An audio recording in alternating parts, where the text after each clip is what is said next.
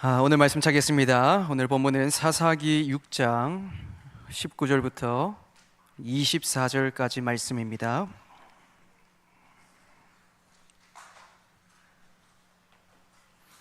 사사기 6장 19절부터 우리 24절까지 말씀입니다. 제가 봉독하도록 하겠습니다. 기드온이 가서 염소 새끼 하나를 준비하고 가루 한 에바로 무교병을 만들고 고기를 소쿠리에 담고 국을 양푼에 담아 상수리나무 아래 그에게로 가져다가 드리매 하나님의 사자가 그에게 이르되 고기와 무교병을 가져다가 이 바위 위에 놓고 국을 부으라 하니 기드온이 그대로 하니라. 여호와의 사자가 손에 잡은 지팡이 끝을 내밀어 고기와 무교병에 대니 불이 바위에서 나와 고기와 무교병을 살랐고 여호와의 사자는 떠나서 보이지 아니한지라. 기드온이 그가 여호와의 사자인 줄을 알고 이르되 슬프도소이다 주 여호와여 내가 여호와의 사자를 대면하여 보았나이다 하니 여호와께서 그에게 이르시되 너는 안심하라 두려워하지 말라 죽지 아니하리라 하시니라. 기드온이 여호와를 위하여 거기서 제단을 쌓고 그것을 여호와 샬롬이라 하였더라. 그것이 오늘까지 아비에셀 사람에게 속한 오브라에 있더라. 아멘. 여러분, 샬롬이라는 단어는 언제나 들어도 우리를 기분 좋게 만듭니다. 성경에서 샬롬이라는 뜻을 가진 여러 용어들을 우리가 접하게 되는데요, 그것을 우리가 볼 때마다 정말 마음의 평안이 잔잔하게 흐르는 그런 경험을 하게 됩니다. 이렇게 샬롬은요, 성도로 하여금 하나님의 평안을 경험하게 해주는 좋은 것임에 아주 틀림이 없습니다. 특히나 여러분, 지금 이 시대를 살아가는 성도들에게 많은 위로를 주는 말 중에 하나가 바로 이 샬롬인 것 같습니다. 정말 많은 사람들이 이 시대를 가리켜서 평안이 없는 시대라고 말합니다. 다시 말해서 샬롬이 부재한 아주 암울한 시대라는 것입니다. 지속적인 시대적 발전과 다르게 현대인들이 겪는 불안함, 그 수치는요 점점 높아지고 있습니다. 고용에 대한 불안함, 가정에 대한 불안함, 그리고 자녀 미래에 대한 불안함, 부모 부양에 대한 불안함, 여러분 이뿐이겠습니까? 직장 생활에 대한 불안함, 사업에 대한 불안함, 경제적인 불안함, 여러분 건강에 대한 등 여러분 세세하게 살펴보면 우리 삶의 여러 영역 가운데 어느 하나 제대로 갖추어져서 그래서 불안하지 않는 그런 완벽한 영역이 없습니다. 이것은 분명 이 땅의 모든 사람들에게 반드시 해당되는 그런 일들입니다. 사랑하는 성도 여러분, 현재 여러분을 가장 불안하게 만드는 그런 요소가 무엇입니까? 목회자인 저에게도요, 이 거머리 같은 이 불안이 어느새 제 마음에 달라붙어서 그렇게 샬롬을 빨아먹기도 합니다. 사역도 마찬가지입니다. 새로운 사역을 시작할 때마다 여러분 불안이 또 다시 극성을 부립니다. 여러분 오늘 당장 오늘에 있을 이 중고등부 전도축제에 우리 새로운 학생들이 많이 참석하지 않으면 어떡할까? 그리고 제자훈련을 우리 학생들이 잘 따라올 수 있을까? 혹시 나가라도 하면 어떨까? 설교할 때 혹시 혀가 꼬여가지고 잘못 말하면 어떡할까? 오늘 설교를 잘 못 전해서 우리 성도님들이 은혜를 못 받으면 어떡할까? 여러분 저도 목회 영역 하나만 놔두고 보아도 불안한 요소들이 마구 넘쳐납니다. 거기에 가정이라는 영역, 그리고 개인 역량에 대한 부분 등 여러분 앞에서 언급한 대로 어느 하나 신경 쓰지 않아도 되는 부분이 하나도 없는 것입니다. 여러분 사람들이 가장 많이 사용하는 말이요, 아이고 힘들어 죽겠다라는 말입니다. 여러분 이 죽겠다라는 말에 담겨진 그 고통의 수준은 모두 다 상대적이겠지만 본인이 그만큼 힘들다는 것입니다. 정신적인 스트레스가 크면 클수록, 그 횟수가 늘면 늘수록 더욱 불안함은 스노우볼처럼 점점 커져갑니다. 여러분 순수 불안 그 자체는 곧 샬롬의 부재를 의미합니다. 샬롬이 없다 보니 그러니까 우리 눈이 불안함이라는 이 안경을 쓰고 있게 된다는 겁니다. 그러니 모든 영역이 불안함 밖에 보이지가 않습니다. 그런데 여러분 인간은 어떤 존재입니까? 그냥 가만히 불안함에 속박당한 그런 존재는 아닙니다. 어떻게든 이 불안함이라는 이 껍데기를 깨고 자유하기 위해서, 샬롬을 누리기 위해서 많은 노력을 기울이게 됩니다. 삶의 어느 한 영역이라도 불안함에서 탈피하고자 안간힘을 쓴다는 겁니다. 그래서 여러분, 우리가 어디에 더 집중하느냐? 경제적인 영역입니다. 왜냐하면 이 경제적인 불안함을 극복한다면 그 결과는 경제적인 영역과 더불어서 정말 생활의 다양한 부분을 해소할 수 있다고 생각하기 때문입니다. 쉽게 말해서 돈이 많으면 경제적인 불안함은 물론이고 건강에 대한 이 불안함도 어느 정도 해소가 될 수 있는 겁니다. 그뿐입니까? 인간관계적인 문제, 미래에 대한 불안한 현재의 우리가 낮출 수가 있는 것이죠. 그래서 사람들은요, 더욱 돈에 집착하는 것인 줄도 모르겠습니다. 중요한 것은 이런 많은 부분에서 그들이 돈으로부터 구원을 받는다라는 느낌을 경험한다라는 겁니다. 그래서 돈이 최고인 이 시대에 많은 부를 소유하길 바라는 수많은 사람들의 그 속마음을 여러분, 우리가 단순하게 단정해서는 안 될 것 같습니다. 그들이 샬롬을 얻기 위해서는 이것이 가장 효과적인 방법이라고 생각하기 때문입니다. 어쩌면 이것이 유일한 방법이라고 생각할지도 모르겠습니다. 여러분, 성도의 실제 삶도 이와 크게 다르지 않을 것입니다. 하나님을 가장 큰 가치로 생각하고 또 그렇게 우리는 삶을 살아내고 있음에도 불구하고 종종 머리로는 알지만 때론 행동이 고장날 때가 참 많습니다. 그때는 분명 인생의 큰 어려움을 맞닥뜨릴 때 발생하게 됩니다. 여러분, 그때마다 늘 아쉬운 것은요, 뭐니 해도 뭐니 아닙니까? 여러분, 그러니까 성도라도 자연스럽게 경제적인 불안에 휩싸이게 되어버린다는 겁니다.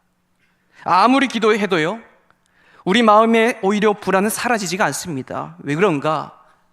여전히 우리의 시선은 그 문제의 중심에 있기 때문에 있습니다. 하나님이 아니라 바로 그것만 바라보고 있기 때문입니다. 그래서 여러분, 다른 것으로 애써 샬롬을 추구하려고 노력합니다. 세상 사람들은요, 잠시 불안을 잊기 위해, 그래서 잠시라도 이 샬롬을 얻기 위해 다른 것에 매달리기 시작합니다. 세상 젊은이들이 세상이 주는 이 불안함으로 인해 이 스트레스를 털어버리기 위해서 주로 어디를 많이 갑니까? 드라마나 영화를 보면 여러분, 클럽에서 아주 신나게 춤을 추고요, 그리고 술도 마시고요, 새로운 만남을 추구하며 그렇게 즐기는 모습을 보게 되는데, 여러분, 그것을 단순히 유흥의 목적으로만 보기보다는 여러분, 무엇으로부터 탈피하고자 하는 그들의 숨겨진 본능을 우리가 발견하게 된다는 것입니다. 그리고 노래방에서 아주 신나게 외치면서 막 스트레스를 한 방에 막 풀려고 합니다.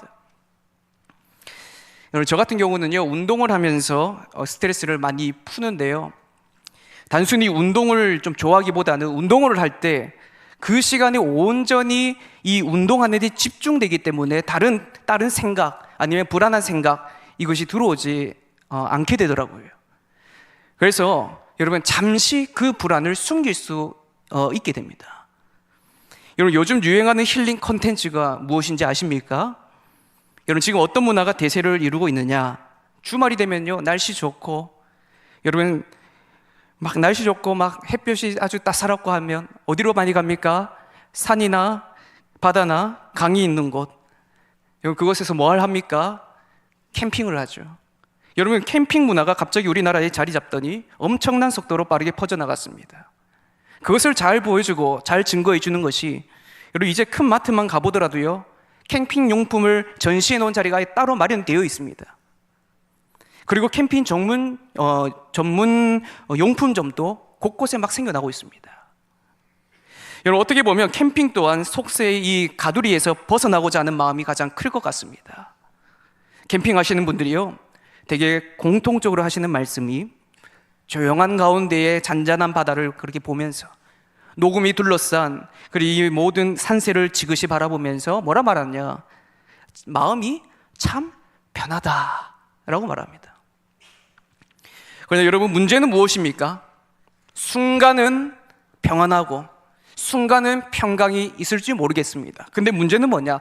다음 날은 또 여러분 똑같은 문제로 골머리를 싸매고 있다는 겁니다.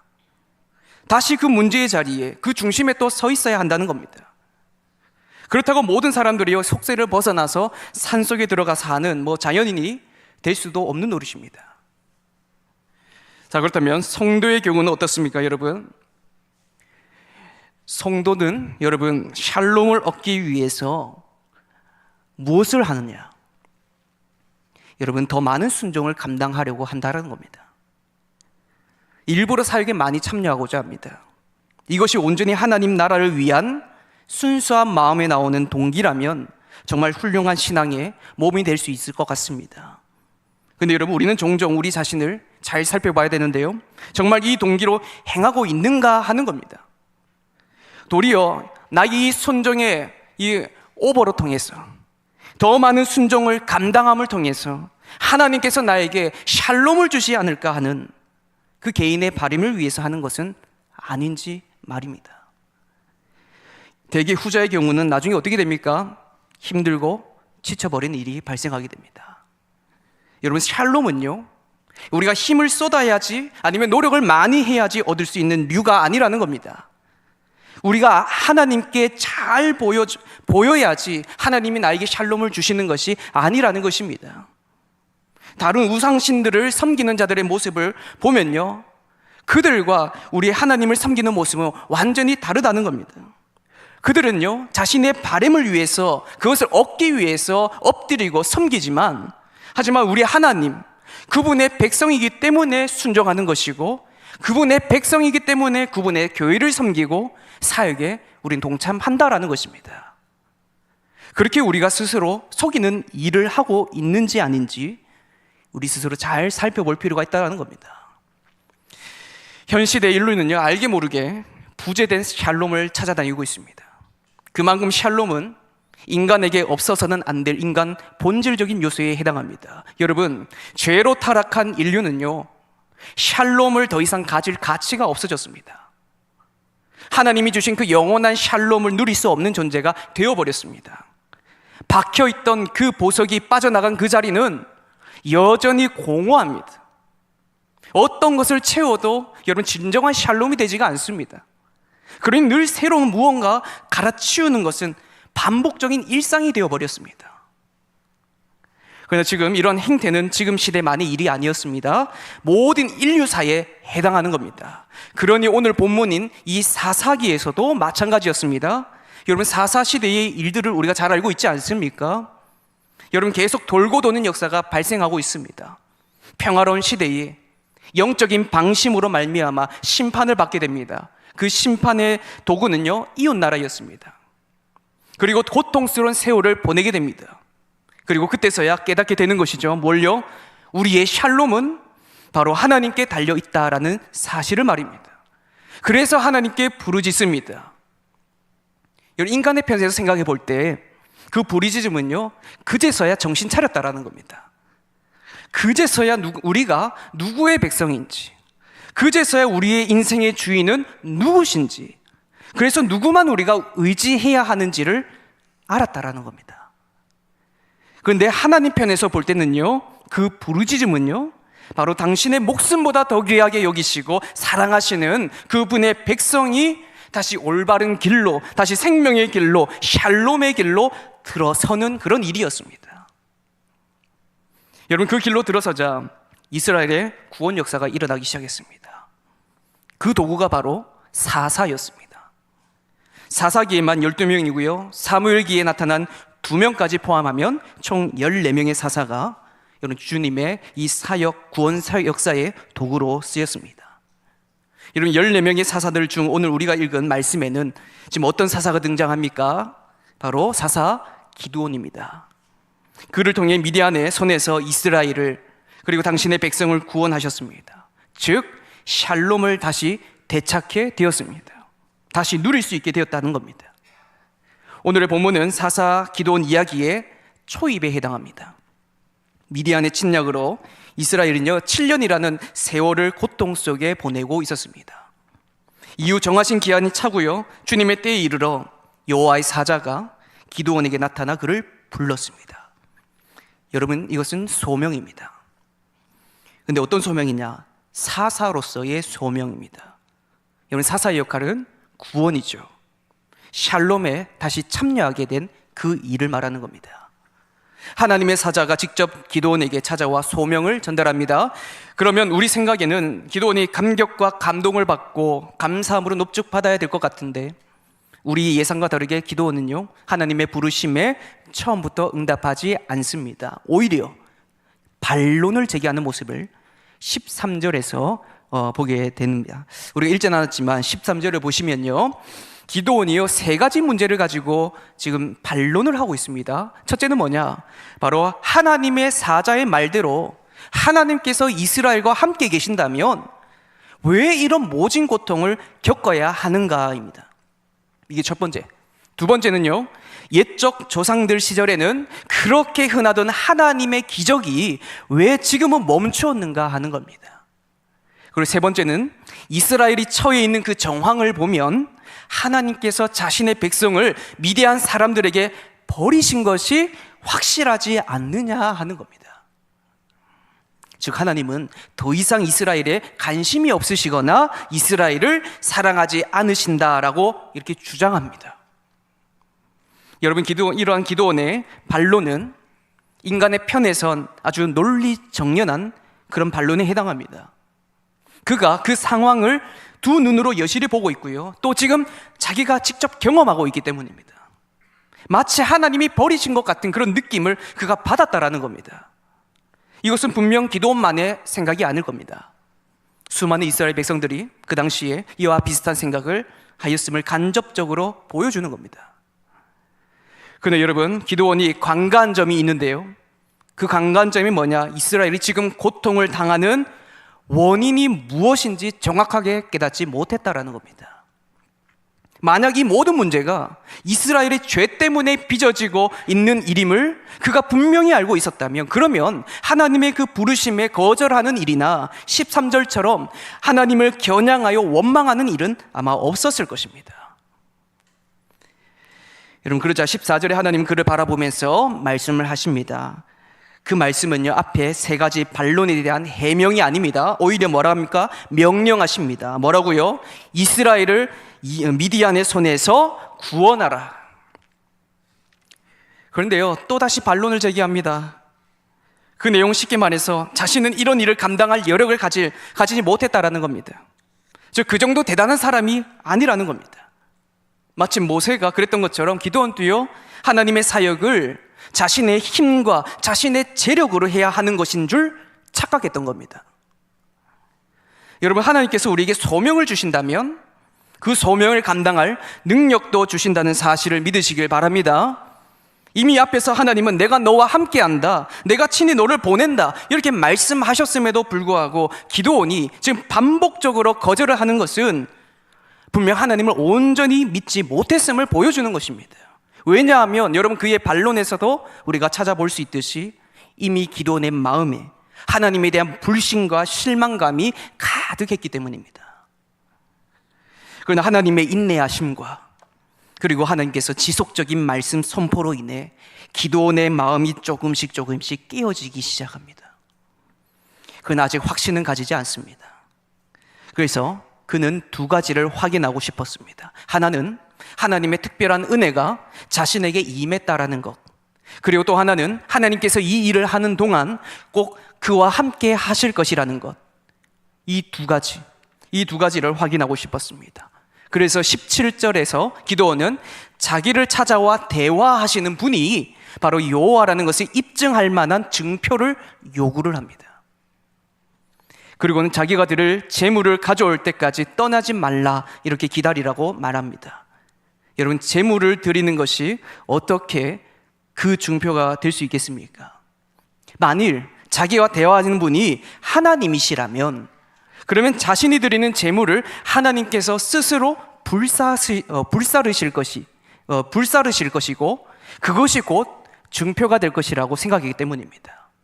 하나님은요, 기도원이 재물을 가지고 돌아올 때까지 기다려 주시겠다고 말씀하십니다. 자, 여기서부터가 오늘 우리가 읽은 본문으로 이어지게 됩니다. 기도원이 급히 집으로 가서요, 재물을 가져다가 하나님께 드렸습니다. 자, 19절을 보시면 염소 새끼 1마리로 요리를 만들고 밀가루 1에바로 누룩이 들어있지 않는 빵, 무교병을 만들어서 지금 상수리 나무 아래에 기다리고 있는 하나님의 사자에게 가져왔습니다. 근데 여러분, 그가 가져온 재물을 통해 그 당시 이스라엘의 타락상을 엿보게 되는데요, 그가 하나님께 재물을 바친다고 할 때 그럼 어떻게 준비해야 될까? 분명히 생각했을 겁니다. 나름 준비해서 하나님의 사자 앞에 내어놓은 여러분 그 제물의 모습과 그 규모는요, 바로 그 당시 다른 우상신들에게 바치던 행태였습니다. 다시 말해서 기드온은 지금 하나님께서 이스라엘에게 명하신 제사의 규례를 몰랐다라는 겁니다. 하나님 앞에 제물을 바칠 때 무엇으로 바쳐야 하고 어떤 모습을 갖춰야 하는지 지금 알지 못했다라는 겁니다.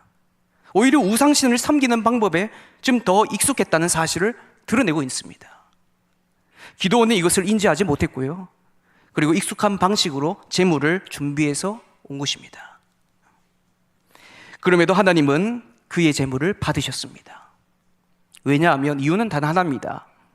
하나님께서 기드온을 구원자로 사용하기로 작정하셨기 때문입니다.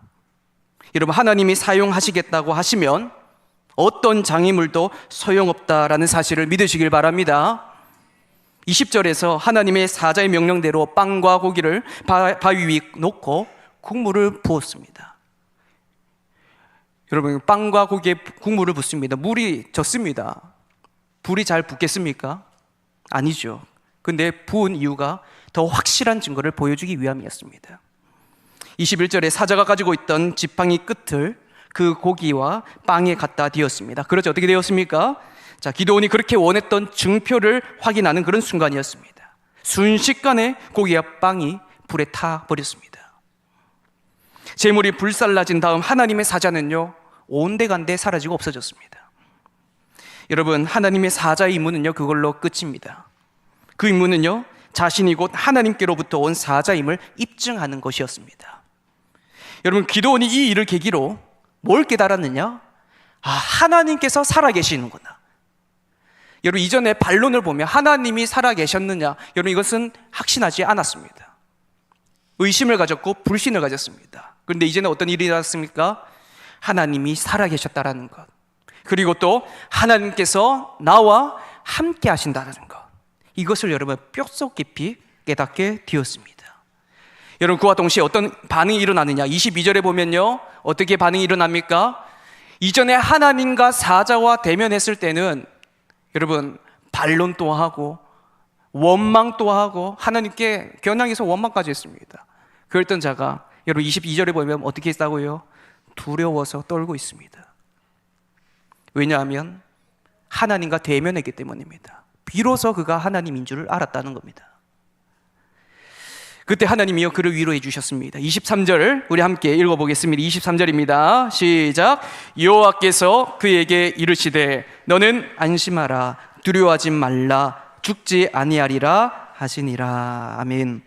그제서야 기드온은 정신 차리게 되고요, 곧장 그 자리에서 제단을 쌓고 그 제단의 이름을 뭐라고 부릅니까? 24절에 보시면 여호와 샬롬입니다.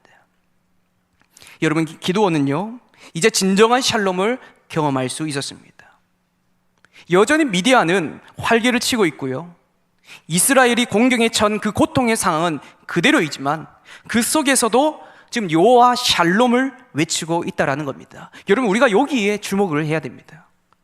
더 나아지지 않는 상황에서, 더 고통스러워져만 가는 상황에서 어떻게 우리가 샬롬을 누릴 수 있는가? 그러니까 샬롬의 원인을 우리가 발견할 수가 있는데요, 그것은 세상의 다른 취미를 우리가 갈아치우는 것이 아니라 다른 무언가에 정신을 쏟는다고 누릴 수 있는 것이 아니라는 것입니다. 무언가를 많이 소유한다 해도 소용이 없습니다. 다시 말해서 이 땅의 것으로는 여러분 우리가 진정한 샬롬을 우리가 누리지 못한다라는 겁니다. 여러분, 기드온은 어떻게 여호와 샬롬을 외칠 수가 있었을까요? 자신의 연약함이 드러나고 바로 하나님의 은혜를 깨달았기 때문이었습니다. 그래서 불안과 고통이 편만했던 그곳이 이제는 하나님의 평강이 임하는 곳이 되어버렸습니다. 내 힘으로 평강을 이룰 것인가, 아니면 하나님의 은혜로 주어지는 평강을 내가 소유할 것인가? 사랑하는 성도 여러분, 샬롬의 유무는 바로 오직 주님의 은혜에 달려있음을 믿으시길 바랍니다. 우리도 그 은혜를 다 받았습니다. 여러분, 하나님의 은혜 곧 예수 그리스도이십니다. 샬롬이 우리에게 주어지기 위해서 예수 그리스도를 하나님께서 이 땅에 보내셨습니다. 그리스도께서 십자가에 달려 우리가 받을 저주와 심판을 대신 감당하셨기 때문에 우리는 하나님과 함께 할 수 있고, 하나님이 나와 함께 하시고 또 살아계신다는 것을 우리가 알 수 있는 그 샬롬을 우리가 누릴 수 있게 되었다라는 것입니다. 여러분, 그분의 희생으로 우리는 다시 샬롬을 누릴 수 있게 되었음을 믿으시길 바랍니다. 근데 여러분, 정말 놀라운 것은요, 샬롬이라는 그 단어 자체가 곧 예수님을 의미한다라는 것입니다.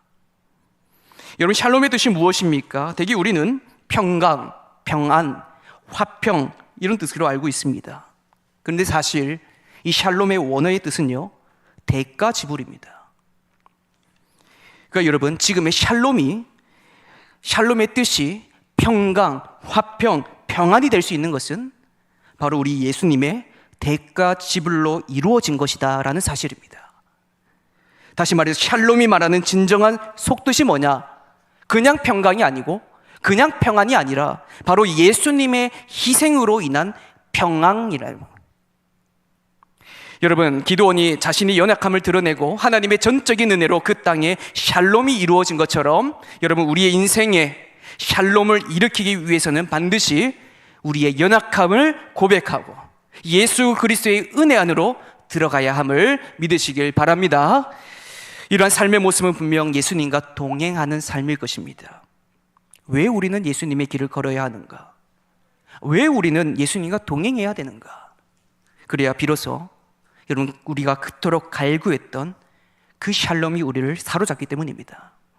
샬롬이 우리의 삶에서 역사하기 때문입니다. 다시 말해서 우린 세상 속에 주님의 백성다운 선한 영향력을 펼쳐나갈 수 있다는 것입니다. 그런 모습을 우리가 펼쳐나간다는 겁니다. 그래서 여러분, 기드온이 여호와 샬롬을 외치고 가장 먼저 한 일이 무엇입니까? 28절에 보면 뭐합니까? 바알의 제단이 파괴되었으며 그 곁에 아세라가 찍혔고 새로 쌓은 제단 위에 그 둘째 수소를 드렸는지라. 유일하게 샬롬을 누렸던 기드온이 한 행동은요, 그 땅을 정화시키는 일이었고 그곳에 하나님을 위한 제단을 쌓았습니다. 유일신을 하나님을 드러내는 자리가 되었습니다. 여러분, 그 한 사람을 통해서 일어난 일입니다. 사랑하는 성도 여러분, 사사시대에 샬롬을 잃었고 다시 얻는 그 반복적인 과정을 바라보면서 우리는 더욱 샬롬의 유무가 바로 누구의 손에 달렸는지 우리가 알게 되었습니다. 여러분, 우리의 하나님은 샬롬의 원형이자 본체이심을 믿으시길 바랍니다. 우리 교회가, 우리 인생이 샬롬을 누리는 그 주님의 나라가 되기를 소망합니다. 그것은 여러분 한 사람 한 사람을 통해서 이루어지는 것입니다. 여호와의 사자가 기드온을 찾아가 불렀듯이 오늘 역시 말씀을 통해 하나님은 여러분을 부르고 계십니다. 그 한 명을 찾고 계십니다. 지금 내 앞에 상황은 여전히 고통스럽고 불안함에 가득하지만 내 안에 예수 그리스도가 사셔서 함께 동행한다면, 그러면 이 악한 세상 속에서도 우리는 여호와 샬롬을 외칠 수가 있다는 것입니다. 우리가 서 있는 그 자리에 하나님의 평강이 넘치게 된 줄로 믿습니다. 그 평강이 바로 여러분의 삶의 역사되기를 바랍니다. 항상 여호와 샬롬을 외치는 그 인생의 주인공이 바로 이 자리에 계신 여러분이 되시길 주님의 이름으로 축복합니다.